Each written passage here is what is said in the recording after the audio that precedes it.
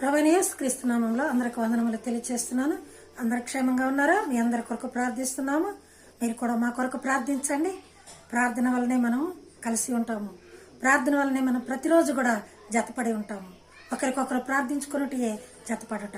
ప్రభు ప్రేమలో అందరం దీవెనలు పొందుదాం. ఎందుకంటే ఒక్కొక్కసారి మనం ఏదో అడుగుతాం, ప్రభు వారు మనం అనుకున్న దానికన్నా ఎక్కువ వేస్తాడు. ఆశ్చర్యకరుడు ఆశ్చర్యకార్యాలు చేస్తాడు. నీకు ఎంతో ఎక్కువైన ఉన్నత మేలులు దయచేసేవాడు నీకు తోడుగా ఉన్నాడు. బైబిల్లో చూసుకుందాం, మనం ఆశగొన్న ప్రాణాన్ని తృప్తిపరిచే దేవుడుగా చూస్తున్నాం. మనం ఇక్కడ 103వ కీర్తన 5వ వచనం చూసుకుందాం ఒకసారి. 103వ కీర్తన 5వ వచనం.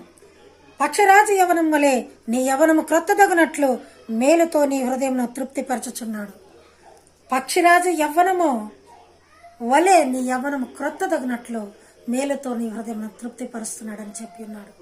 నిజమే, ప్రతిరోజు కూడా మన పాపముల చేత అపరాధముల చేత చచ్చిన వారమై ఉండగా ఆయన తన సొంత రక్తం ఇచ్చి మనల్ని బ్రతికిస్తూ మనల్ని సంతోషపరుస్తున్నారు. అలాగే ఇంకొక మాట కూడా చూసుకుందాం. 107వ కీర్తనలో 107వ కీర్తన 9వ వచనం చూసుకుందాం ఒకసారి. ఏలయనగా ఆశగల ప్రాణమును ఆయన తృప్తిపరిచి ఉన్నాడు. ఆకలి కొనిన వారిని ప్రాణమును మేలులతో నింపి ఉన్నాడు. ఆశ కొన్న వారిని ప్రాణం తృప్తిపరుస్తున్నాడు. ఆకలి కొన్న వారిని ఆకలి తీరుస్తున్నాడు సమృద్ధిగా. ఆకలి జీవాహారమైన వాక్యమును స్థితిస్తున్నాము లేదా? ఊహించలేని మేలులతో నింపిన నా యేసయ్యా నీకు నా వందనము.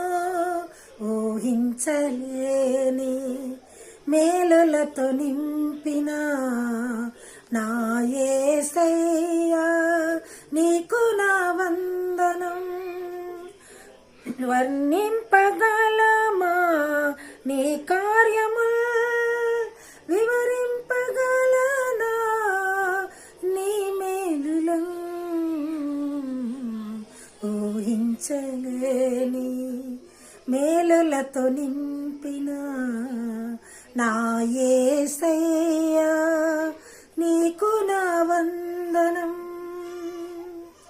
మేలులతో నా హృదయం తృప్తిపరచినావు. రక్షణ పాత్రనిచ్చి నిన్ను స్తుతింతును.